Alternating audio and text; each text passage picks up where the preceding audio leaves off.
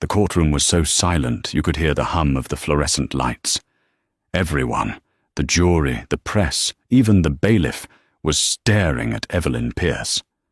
For 3 weeks, her ex-husband, Silas, had painted her as unstable, an alcoholic, and a danger to their children. He had the best lawyers money could buy, and they had torn her life apart, piece by piece. Evelyn hadn't said a word. She sat there, pale and trembling, looking at her hands. Everyone thought she had given up. Everyone thought she was broken. But then, Judge O'Connor leaned forward, adjusted his glasses, and asked one simple, unexpected question that didn't just change the verdict. It burned Silas Sterling's entire empire to the ground. This is the story of how silence can be the loudest scream. The air in Courtroom 4B of the Superior Court of California was thick, recycled, and smelled faintly of floor wax and desperate anxiety. To the casual observer, the case of Sterling versus Sterling was a foregone conclusion. On one side sat Silas Sterling, the golden boy of Silicon Valley venture capital, a man whose smile had graced the cover of Forbes and whose handshake had sealed billion-dollar mergers. He looked the part of the aggrieved father, an immaculate charcoal Tom Ford suit, a posture of weary dignity, and a gaze that conveyed nothing but concern for his allegedly erratic wife. On the other side sat Evelyn.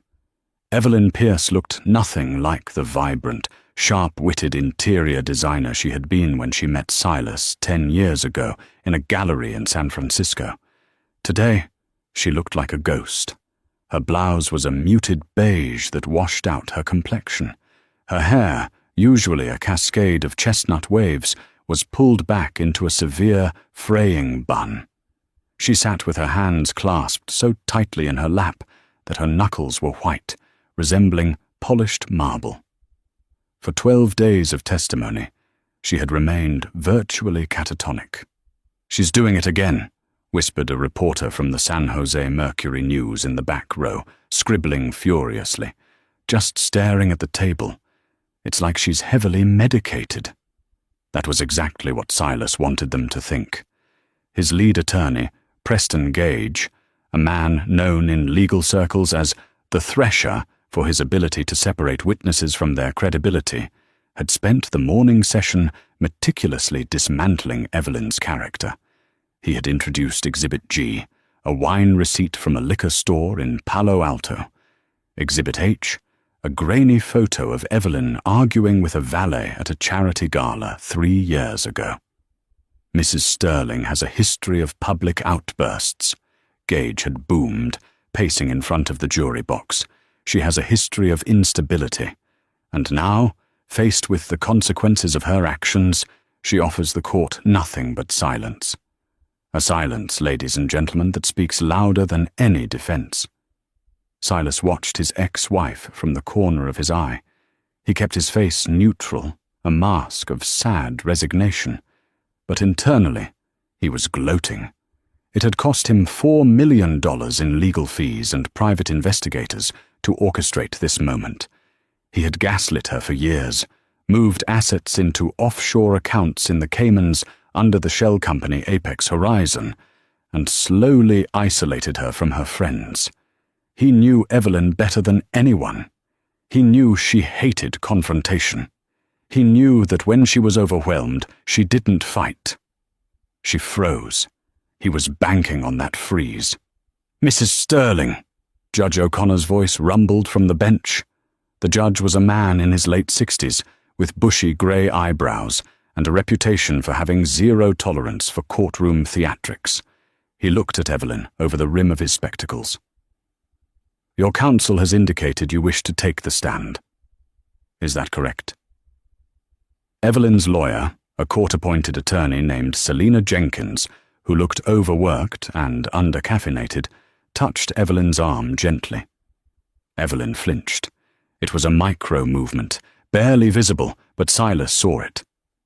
Good, Silas thought. She's terrified. Evelyn stood up. Her legs were shaky. She walked to the witness box as if walking to the gallows. She took the oath in a voice so quiet the court reporter had to ask her to repeat it.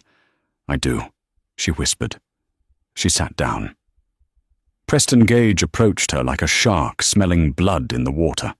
He didn't start with the heavy accusations. He started with the basics, lulling her into a rhythm before the kill.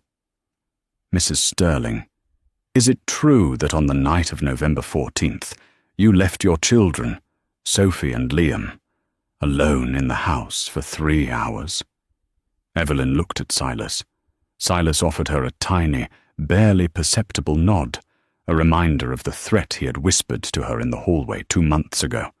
"If you fight me, Evie, I will make sure the world thinks you're crazy. You'll never see the kids again." Evelyn looked back at Gage. "No," she said softly. "No?" Gage feigned surprise. "We have the nanny's testimony stating she arrived at 10:11 p.m. and found the house empty. Are you calling Ms. Davina Clark a liar?" "I was—" Evelyn's voice cracked. "I was in the garage. The door was jammed." "In the garage," Gage repeated, his tone dripping with skepticism. "For 3 hours, without your phone, which records show was pinging off a tower near the Golden Gate Bridge." Evelyn closed her eyes. It was a lie. Silas had taken her phone that night. He had driven it to the bridge while she was locked in the garage, pounding on the door until her hands bled. But she had no proof. Just like she had no proof about the bruises he left where clothes covered them, or the psychological torment of him hiding her keys, her wallet, her medication. I can't explain the phone," Evelyn murmured. "Of course you can't," Gage said, turning his back on her to address the jury. "Because you weren't home, were you? You were out, unstable, negligent." The gallery murmured. Silas allowed a single tear to trace down his cheek. It was a masterclass in manipulation. But Evelyn wasn't looking at Gage anymore. She was looking at the judge, and for the first time in 3 weeks, there was something in her eyes other than fear. It was a spark, a tiny, dangerous ember of something cold and hard. She realized then that Silas wasn't just trying to win. He was trying to erase her. And if she was going to be erased, she might as well leave a mark. To understand why the courtroom was so heavily stacked against Evelyn, one had to understand Silas Sterling. Silas wasn't just rich. He was influential in a way that terrified people. He sat on the board of the San Francisco General Hospital. He was a donor to the Police Benevolent Association. He played golf with senators at the Olympic Club. He had spent 10 years curating an image of the perfect modern man, sensitive but strong, wealthy but philanthropic. But the real Silas was a creature of meticulous calculation. Flashback to 6 months prior. The divorce had just been filed. Silas sat in his office on the top floor of the Salesforce Tower, looking out over the fog rolling in over the bay. Across from him sat his fixer, a man named Elias Vane. Vane wasn't a lawyer, he was a cleaner of reputations. "She found the notebook, Elias," Silas said, swirling a glass of 18-year-old scotch. Vane, a man with a face like a crumpled road map, didn't blink. "The red ledger?" "Yes." She saw the transactions for Project Chimera. She knows about the payoffs to the city council regarding the zoning for the waterfront development. "That's a problem," Vane said. "If that gets out, you're not just losing the kids, Silas. You're going to federal prison for bribery and racketeering." Silas took a sip. She didn't take it. She just saw it. "I caught her in the study. I managed to swap it out before she could snap a photo. But she knows. She's going to use it in the divorce." "Not if she has no credibility," Vane said smoothly. "We don't need to kill her, Silas. We just need to kill her voice. We need to make her radioactive. By the time she tries to tell anyone about a red ledger or bribery, She needs to look so unhinged that it sounds like a conspiracy theory from a madwoman.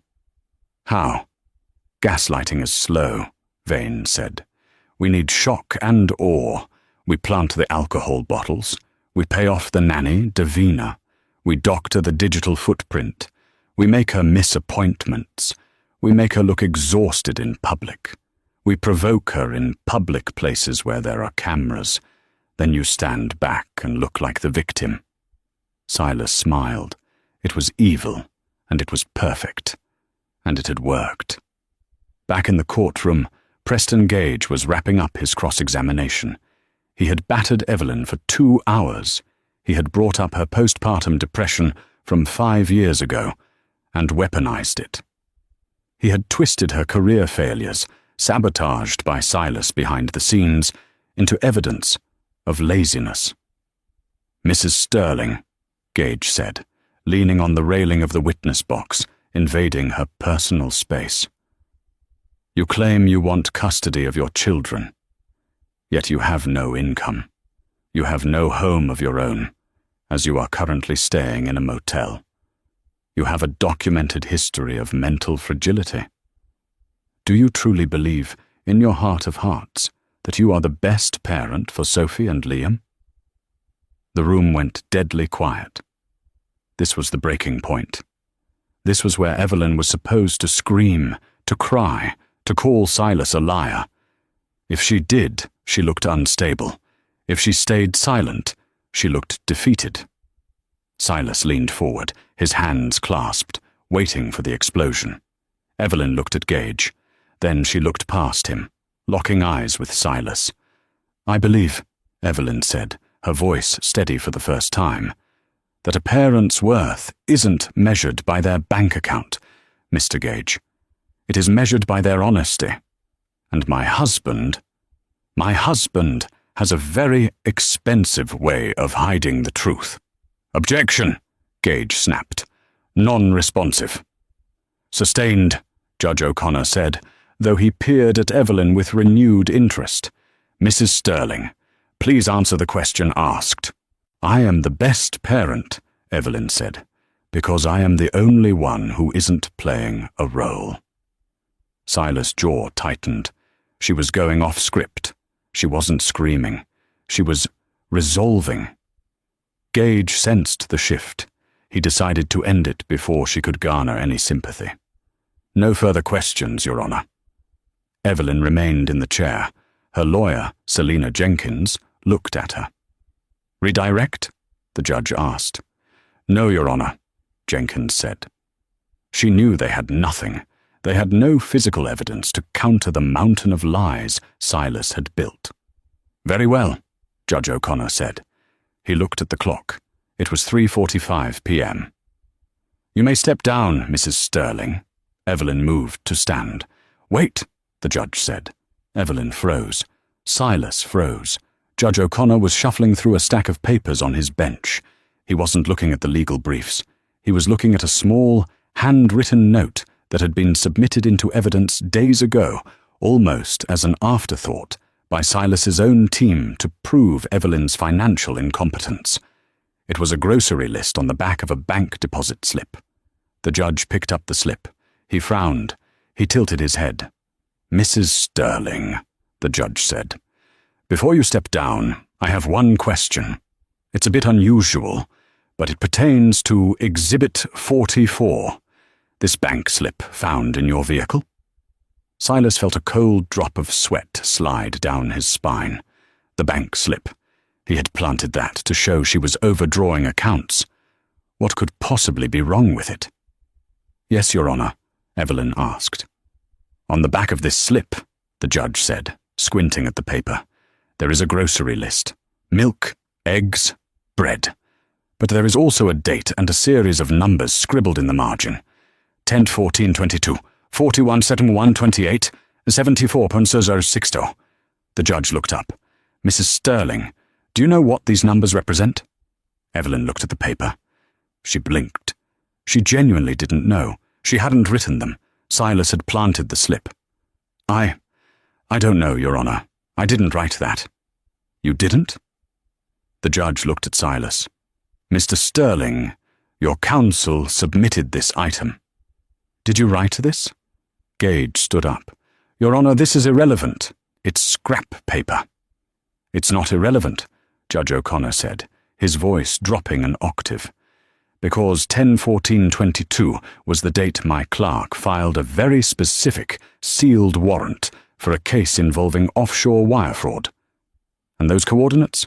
40.7128, 74.00060.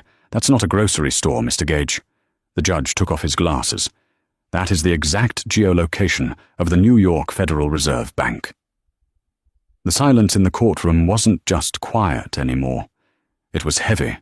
It was the sound of a trap snapping shut. But nobody, not even Evelyn, knew who was caught in it yet. Mrs. Sterling, the judge asked, why would the coordinates of the Federal Reserve be on a deposit slip in your car, written in handwriting that matches your husband's signature on his affidavit? Silas Sterling stood up, knocking his chair over. This is preposterous. But Evelyn saw it. She saw the panic in his eyes. The judge hadn't just found a grocery list. He had found the loose thread in the sweater. And he was about to pull. The crash of Silas Sterling's chair against the parquet floor echoed like a gunshot. For a man who prided himself on control, on being the calmest person in the room, this outburst was catastrophic. Sit down, Mr. Sterling, Judge O'Connor barked, banging his gavel. The sound cracked through the tension, waking everyone from their stupor. Preston Gage was already pulling at Silas's sleeve, his face a mask of frantic professionalism. Silas, sit. Sit down. You're damaging the narrative. Silas sank back into his chair, his chest heaving. He adjusted his tie, his fingers trembling slightly. He had made a mistake, a sloppy, arrogant mistake. When he had planted that deposit slip in Evelyn's car to frame her for financial irresponsibility, he had grabbed a piece of paper from his own desk, a scrap he had used to jot down notes during a call with his offshore banker in the Caymans. He hadn't realized the coordinates were on the back. He had been so focused on the insufficient funds stamp on the front that he ignored the damning evidence on the reverse. Evelyn was still in the witness box, staring at the judge. Her heart was hammering against her ribs like a trapped bird. She didn't understand the full implications of the coordinates, but she understood one thing. The judge was looking at Silas with suspicion, not her. Your Honor, Gage said, his voice smooth as oil, trying to regain control. This is highly irregular. My client likely jotted down some notes, perhaps related to a business trip, on a scrap of paper that Mrs. Sterling later misappropriated. It has no bearing on her fitness as a mother. On the contrary, Mr. Gage, Judge O'Connor said, leaning back. The judge was a former prosecutor, a man who had spent 20 years chasing white-collar criminals before donning the robe. He knew the smell of rot when he caught a whiff of it. This court is determining the financial stability and moral character of both parents. If Mr. Sterling is conducting business that involves the Federal Reserve and sealed warrants, that is germane to the custody of these children. The judge turned to the bailiff. Seize Exhibit 44. I want it held for forensic handwriting analysis immediately. And I want the court reporter to note Mr. Sterling's outburst. Your Honor, Gage protested. Silence, O'Connor snapped. He looked at Evelyn. Mrs. Sterling, you may step down, but do not leave the building. Evelyn walked back to her table. Her legs felt stronger now. She sat next to Selina Jenkins, who was looking at her with wide, bewildered eyes. What just happened? Selina whispered. I think, Evelyn whispered back, a tremor of hope in her voice. Silas just tripped over his own ego. The court adjourned for a recess. As the gallery cleared out, reporters were already tapping furiously on their phones. Venture capitalist Silas Sterling, linked to Federal Reserve mystery in divorce court. The headline was writing itself. In the hallway, away from the cameras, Silas cornered Gage. His face was a shade of red that clashed with his expensive suit. "Fix this, Preston," Silas hissed. "Make that paper disappear." "I can't make evidence disappear from a judge's bench, Silas," Gage whispered harshly. "What is on that paper? Tell me the truth. I can't defend you if I'm blind." Silas looked around. The corridor was empty, save for a janitor pushing a mop bucket near the elevators. He lowered his voice. "It's nothing. Just some investment coordinates. It's a misunderstanding." "Coordinates for the Federal Reserve?" Gage asked, skeptical. "Silas, if the feds are looking at you—" "They aren't," Silas snapped, but his hands were sweating. They weren't looking at him yet. But the judge had mentioned a date, 10/14/22. That was the day Silas had moved $12 million of company funds into the Apex Horizon Shell account. He had done it through a wire transfer that routed through the NY Fed. If the judge dug into that specific date, he needed a distraction. He needed to nuke Evelyn's credibility so thoroughly that no one would care about a scrap of paper. Silas pulled out his phone. He texted Elias Vane. "Plan B. Now." 30 minutes later, the recess ended. The courtroom was buzzing with a different energy now. The press section was full. The judge's unexpected question had turned a mundane custody battle into a spectacle. Evelyn sat at her table, trying to stay calm. She felt eyes on her. Not the judgmental eyes from the morning, but curious eyes. Calculating eyes. The bailiff called the court to order. Judge O'Connor returned, his face grim. "Mr. Gage," the judge said, "call your next witness." Gage stood up. He looked confident again. Too confident. "The defense calls Davina Clark to the stand." Evelyn's stomach dropped. Davina was their former nanny, a young woman Evelyn had trusted with her children's lives, a woman Evelyn had treated like a younger sister. Davina walked in. She was 24, blonde, and dressed in a modest blue dress that made her look innocent and wholesome. She avoided Evelyn's gaze entirely as she took the stand. "Miss Clark," Gage began, "how long were you employed by the Sterlings?" 2 years, Davina said. Her voice was small, shaky. "And during that time, did you witness Mrs. Sterling's behavior with the children?" "Yes." "Describe it for the court." Davina took a deep breath. "At first it was fine, but about a year ago, Evelyn started changing. She would disappear for hours.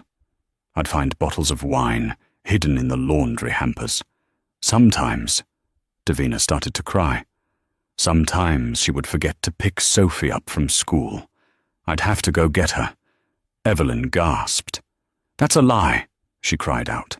"I never missed a pickup. Never." "Order," the judge warned.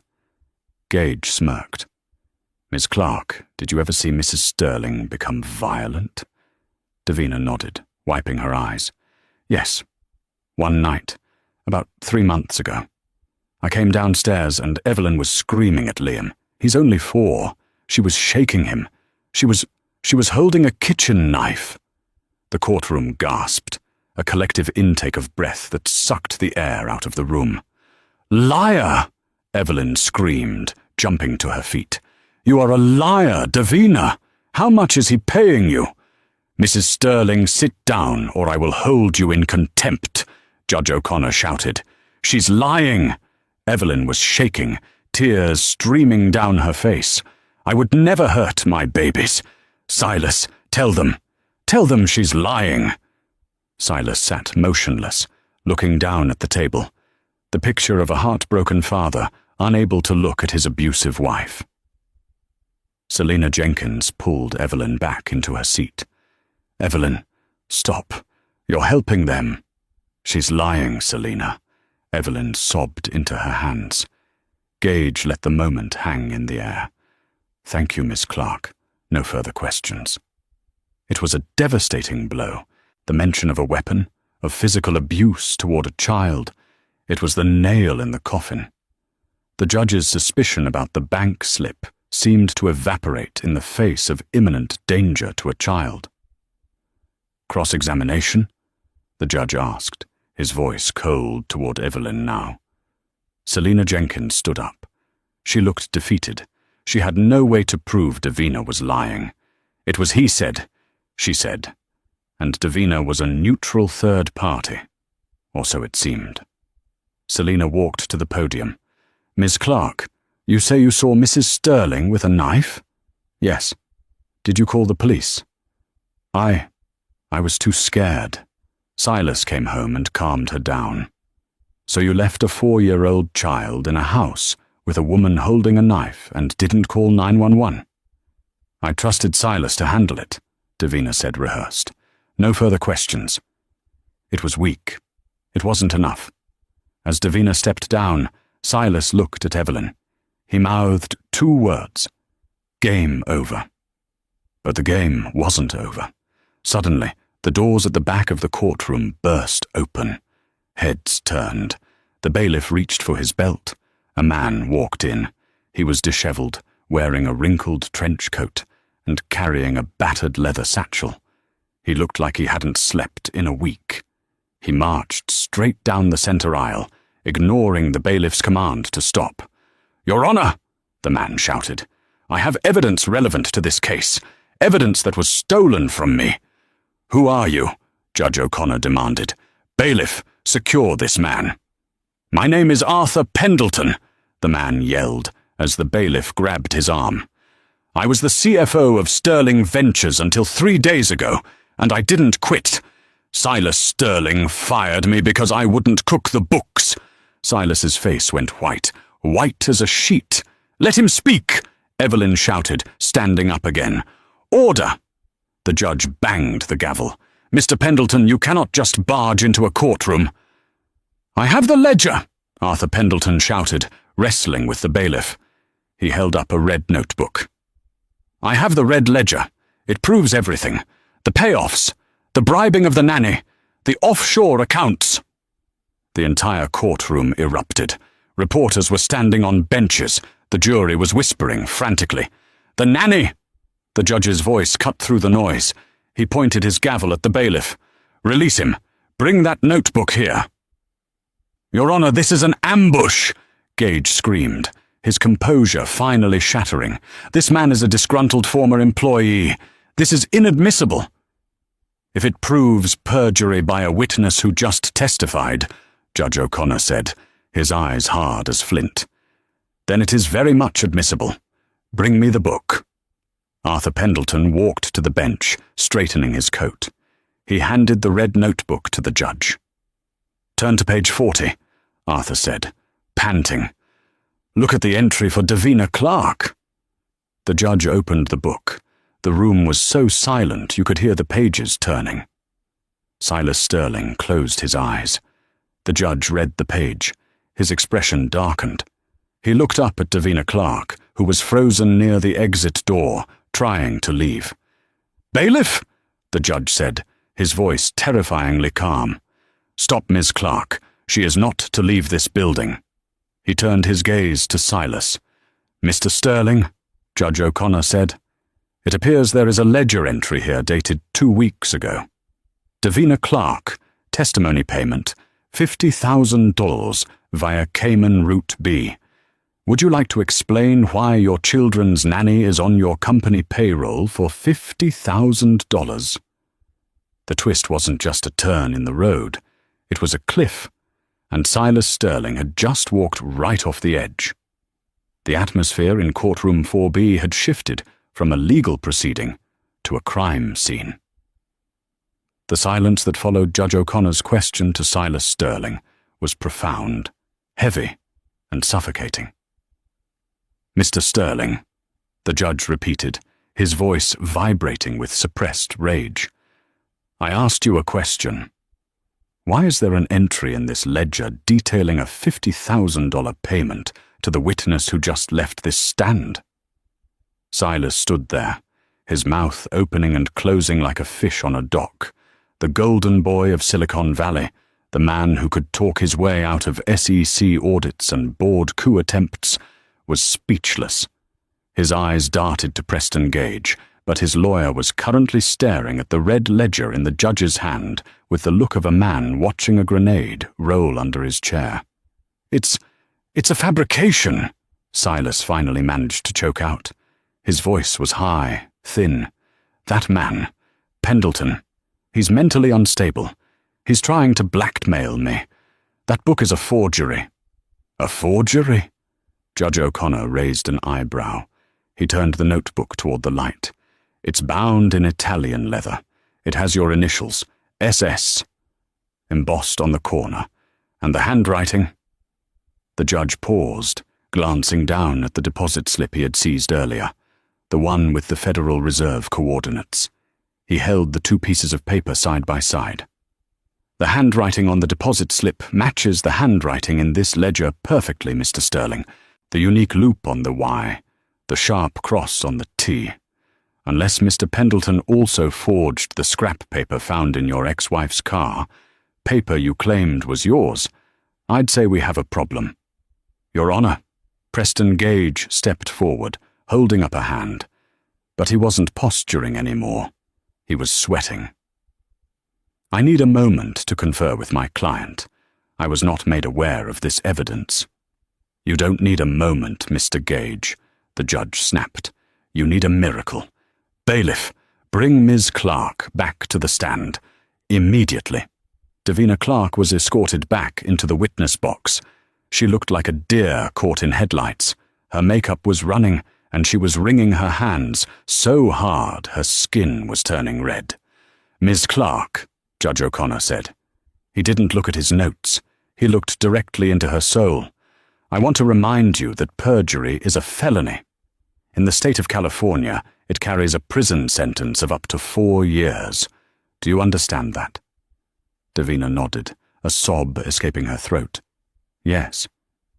"I have here a ledger provided by the former CFO of Sterling Ventures," the judge continued, tapping the red book. "It details a payment to you, $50,000. Now I am going to ask you one time, and one time only. Did you see Evelyn Sterling holding a knife?" Davina looked at Silas. Silas's eyes were wide, pleading, threatening. But then Davina looked at Evelyn. Evelyn wasn't looking at her with anger. She was looking at her with pity. Evelyn, the woman who had bought Davina a plane ticket home when her grandmother died. Evelyn, who had made her soup when she had the flu. The silence stretched for 10 seconds. "No," Davina whispered. The courtroom erupted again, but the judge silenced them with a single, sharp rap of the gavel. "Speak up, Miss Clark," O'Connor commanded. "No," Davina wailed, burying her face in her hands. "There was no knife. She never hurt anyone. He made me say it. He said he'd pay off my student loans. He said if I didn't help him get full custody, he'd make sure I never worked in this town again." "Oh my God," Selena Jenkins whispered, covering her mouth. Evelyn let out a breath she felt like she'd been holding for a year. The tears finally came, but they weren't tears of despair. They were tears of relief. The monster in the corner was finally being seen. Silas sank into his chair. He looked small. The charcoal suit suddenly seemed too big for him. "Let the record show," the judge said, his voice like grinding stones, "that the witness has recanted her testimony regarding the abuse. Ms. Clark, you are to remain in custody pending a perjury charge. Step down."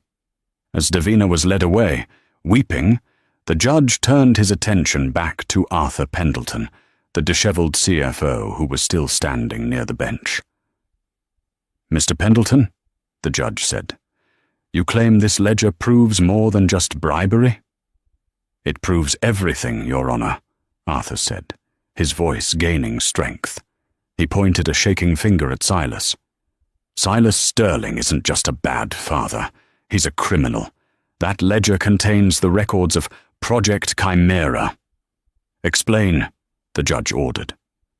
Silas was bleeding his own company dry, Arthur explained, turning to the stunned jury. He was moving investor capital into offshore shell companies to hide assets from Mrs. Sterling during the divorce proceedings. He didn't want to split his fortune, so he stole it from himself. He created fake vendors, fake invoices, and routed the money through a complex web of banks. Arthur paused, looking at the judge. And that's where the coordinates come in, Your Honor. The judge picked up the deposit slip again, the one with 40.728, 74,060. The Federal Reserve? Yes, Arthur nodded. Silas was paranoid. He didn't trust digital records for the master keys to his crypto wallets where the stolen money was parked. He wrote the access codes down physically. But he needed a place to do the transfer that wouldn't be flagged by his own internal IT security.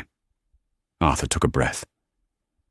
On October 14th, 2022, the date on that slip, Silas was in New York. He wasn't at a conference. He was at a meeting right outside the Federal Reserve Bank. He met with a black market broker named Elias Vane to purchase a clean, untraceable server link. He wrote the coordinates down as a reminder of the meeting spot. The grocery list on that paper?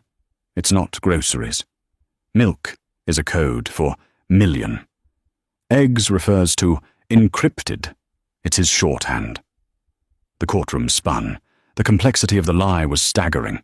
Silas hadn't just cheated on his wife. He had constructed an entire alternate reality to destroy her while robbing his own investors. Mr. Gage, the judge said, turning to Silas's lawyer, but Preston Gage was already packing his briefcase.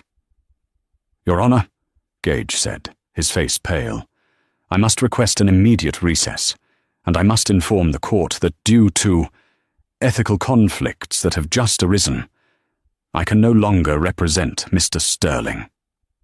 You're quitting? Silas shrieked, grabbing Gage's arm. You can't quit! I pay you! Get your hands off me, Gage hissed, ripping his arm away. I'm not going to jail for you, Silas. You suborned perjury. You committed fraud. You're on your own. Gage walked out. The heavy wooden doors swung shut behind him, leaving Silas Sterling alone at the defense table. For the first time in his life, the man who owned everything had absolutely nothing. The recess that followed was not for lunch. It was for the arrival of the Federal Bureau of Investigation. Evelyn sat in a small antechamber off the main hallway. Selina Jenkins was with her, holding a cup of lukewarm water. Is it over? Evelyn asked, her voice trembling. The custody case. Selina smiled, a genuine wide smile. Evelyn, the custody case is dead. Silas has no lawyer, his star witness admitted to perjury, and he's about to be arrested for massive financial fraud. You're getting the kids, you're getting the house, you're probably getting the company, or what's left of it. Evelyn didn't care about the company. She just closed her eyes and saw Sophie and Liam's faces. I just want to go home. You will, Selina promised. Back in the courtroom, the scene had transformed. Two men in dark suits, FBI agents, were standing near the bailiff's station. They were speaking in low tones with Judge O'Connor. Silas Sterling was still at the defense table. He hadn't moved. He sat with his head in his hands. He looked like a man who had woken up from a dream to find himself in a nightmare. When the court reconvened, Judge O'Connor didn't waste time with formalities. Mr. Sterling, the judge said, since your counsel has withdrawn, do you wish to make a statement before I issue my ruling on the custody matters? Silas stood up slowly. He looked around the room.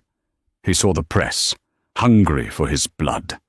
He saw Arthur Pendleton, looking vindicated. He saw the FBI agents waiting by the door. And then he saw Evelyn. She was sitting tall now. The ghost was gone. In her place was a woman made of steel.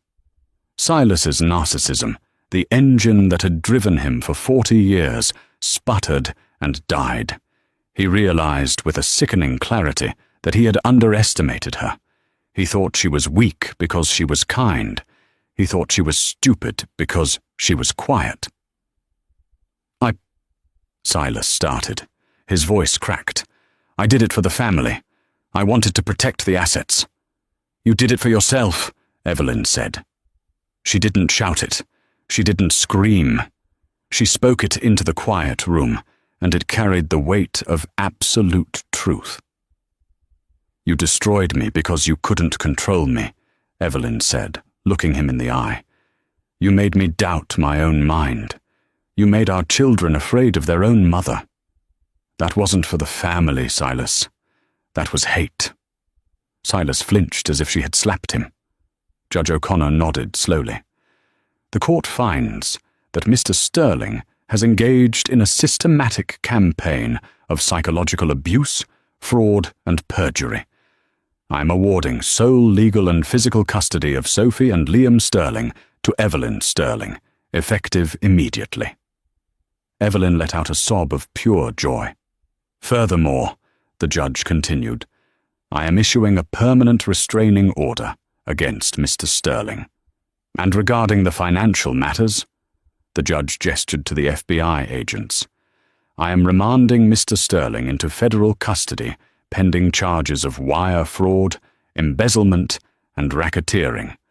The red ledger, along with Exhibit 44, the deposit slip, are to be turned over to the Department of Justice. One of the agents stepped forward, pulling a pair of handcuffs from his belt. Silas Sterling, the agent said, his voice flat. You are under arrest. Silas didn't fight. He held out his wrists. As the cold steel clicked shut, he looked at Evelyn one last time. Evie, he whispered. I'm sorry. Evelyn looked at him. She looked at the man she had once loved, the father of her children, now reduced to a criminal in cuffs. I know, she said softly. But sorry doesn't rewrite the past, Silas. It just explains the ending. The agents led him away. The flashbulbs from the press gallery went off like a strobe light, blinding and chaotic. Click, click, click. The downfall of Silas Sterling was captured in high definition. As the doors closed behind him, the courtroom fell silent again. But this time, it wasn't the silence of tension. It was the silence of peace. Judge O'Connor took off his glasses and rubbed the bridge of his nose. He looked down at Evelyn. Mrs. Sterling, he said, in my 30 years on the bench, I have seen many things. But I have never seen a mother fight with such quiet dignity. He smiled. You may go get your children. Evelyn stood up. She shook Selina's hand, then hugged her. She walked down the aisle, past the reporters who were shouting questions, past the stunned onlookers. She pushed open the heavy double doors and stepped out into the hallway. The air out there was different. It smelled of rain and pavement, not floor wax and fear. She pulled her phone from her purse. It had been turned off for the duration of the trial. She powered it on. The screen lit up with a photo of Sophie and Liam grinning at the beach. She dialed the number for her sister, who was watching the kids. Hello? Her sister answered, breathless. Evie? Did you win? Evelyn walked toward the exit, her heels clicking rhythmically on the marble floor.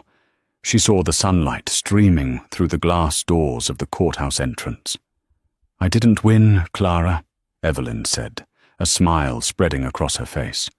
I survived, and I'm coming to get the kids. She stepped out into the sun.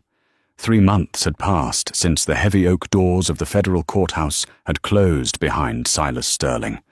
In the rolling hills of Sonoma, California, the morning light hit the world differently than it did in the sterile, manicured enclaves of Silicon Valley.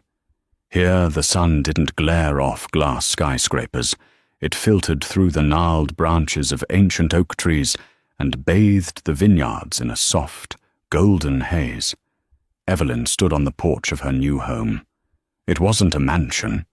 It was a 1920s farmhouse with peeling white paint, a creaky wraparound porch, and a roof that needed patching. To Silas, it would have looked like failure. To Evelyn, it looked like a fortress. She held a ceramic mug of coffee, feeling the warmth seep into her fingers. Her hands, once trembling and pale during those weeks in court, were steady now. They were rougher, too, calloused from gardening, stained with potting soil and paint.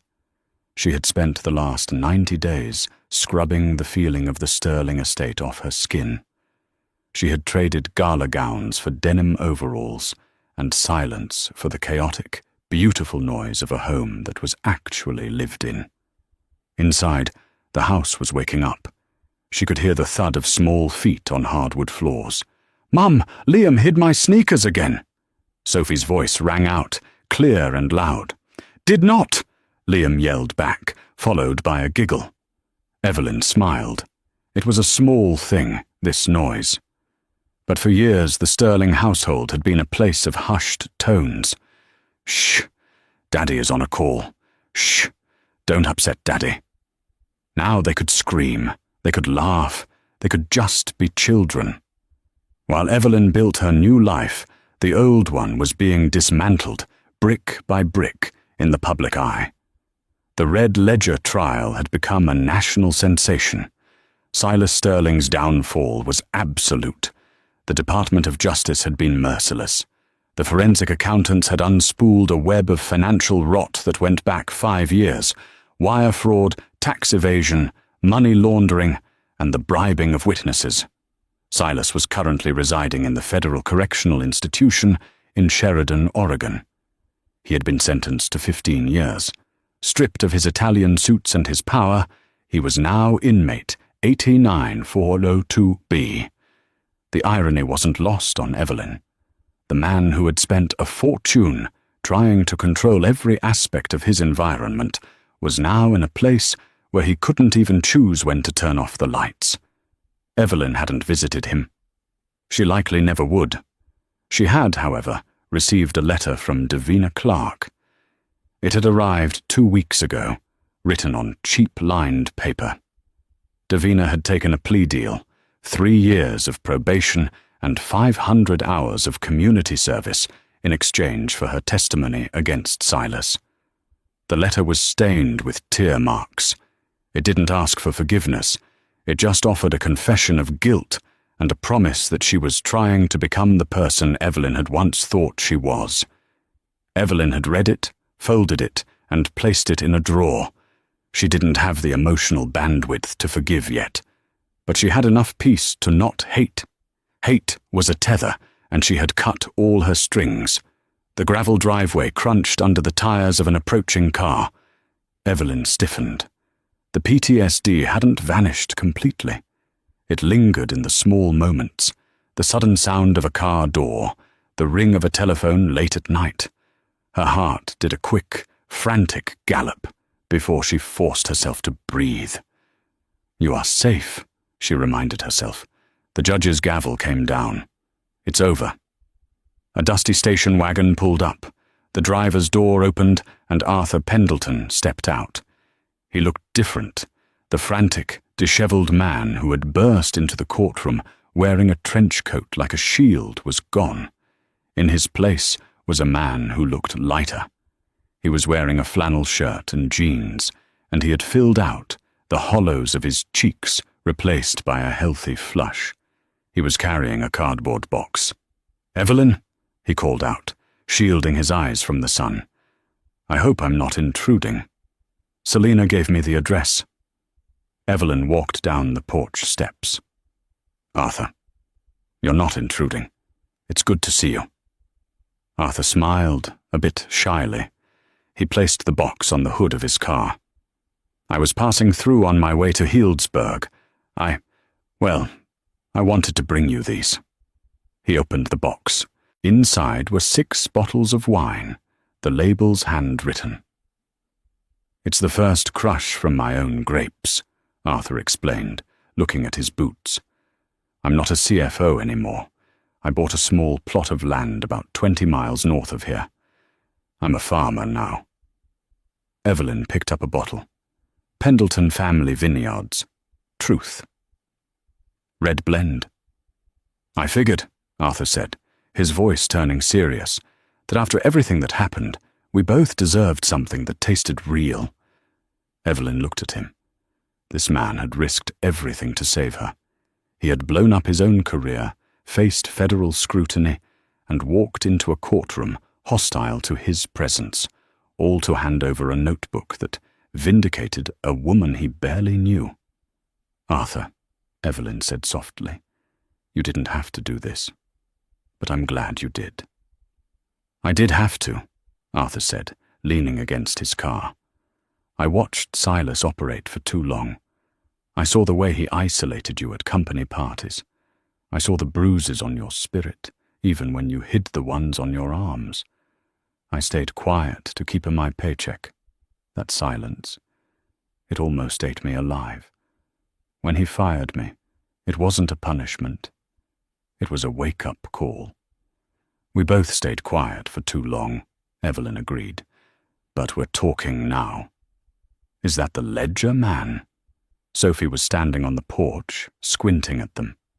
She was holding her stuffed rabbit by the ears. Arthur chuckled. I suppose that's going to be my nickname forever. Sophie, this is Mr. Pendleton, Evelyn said, waving her daughter over. He helped Mommy. Remember? Sophie walked down the steps slowly. She studied Arthur with the intense scrutiny only a 7-year-old can muster. She looked at his boots, his kind eyes, and the box of wine. Do you like pizza? Sophie asked abruptly. Arthur blinked. Yes, I love pizza. Good, Sophie decided, because we made too much dough. Mummy says we have to eat it all or the yeast will explode. Evelyn laughed, a genuine bell-like sound that startled the birds in the nearby oak tree. I said the dough would rise too much, Soph, not explode. Same thing, Sophie shrugged. She looked at Arthur. You can stay, but you have to help Liam. He's bad at putting on the pepperoni. Evelyn looked at Arthur. She's right. We have a surplus of dough and a deficit of pepperoni management skills. Would you like to stay? Arthur hesitated, looking at the warm glow of the kitchen window. He had spent the last 3 months alone, rebuilding his life in solitude. The offer of chaos, of noise, of a family dinner felt like a gift he wasn't sure he had earned. I'd be honored, Arthur said. 2 hours later, the kitchen was a disaster zone of flour and tomato sauce. Liam was sitting on the counter, telling Arthur a very complicated, non-linear story about a dinosaur who became a dentist. Arthur was listening with rapt attention, nodding at all the right parts. Evelyn sat at the small kitchen island, sipping a glass of Arthur's wine. It was good, earthy, complex, with a finish that lingered. She watched the scene before her, a stranger, a friend, sitting with her children. No one was walking on eggshells. No one was checking the time. The air in the room felt light, unburdened by the heavy gravity of narcissism that Silas used to project. She thought back to that moment in the courtroom. The judge's question, "Do you know what these numbers represent?" That question had been the key. But the lock had been picked long before that. It had been picked by her resilience, by her refusal to let Silas write the end of her story, by her willingness to endure the silence until the moment was perfect to break it. Selina Jenkins had called earlier that afternoon to confirm the final legal detail. Evelyn's name change was processed. She was no longer Evelyn Sterling. She was Evelyn Pierce. But as she looked at her children laughing, she realized she was something else, too. She wasn't just a survivor of Silas Sterling. She was the architect of her own peace. Arthur looked over at her, catching her eye. He raised his glass in a silent toast. Evelyn raised hers back. Outside, the sun finally dipped below the horizon, and the crickets began their nightly chorus. It was a loud, vibrant sound. Evelyn walked over to the back door and opened it, letting the cool night air mix with the warmth of the oven. She took a deep breath, filling her lungs with the scent of pine, earth, and freedom. The drama was over. The silence was gone. And for the first time in 10 years, Evelyn Pierce didn't just have a story, she had a life. She closed the door, locked it, not out of fear, but out of certainty, and turned back to the laughter in the kitchen. And that is the incredible, twisted, and true-to-life story of how Evelyn Pierce brought down an empire with nothing but patience and a single grocery list. It's a reminder that even when the odds are stacked against you, the truth has a way of coming out, sometimes in the form of a disgruntled employee, and sometimes in a simple question from a judge who pays attention. What do you think? Was Silas's punishment enough? Would you have forgiven Davina? Let me know in the comments below. I read every single one. If you enjoyed this story and want to hear more dramas, mysteries, and justice-served narratives, please hit that like button, smash that subscribe button, and ring the notification bell so you never miss a video. Thanks for watching, and remember, silence isn't always empty. Sometimes it's full of answers. See you in the next one.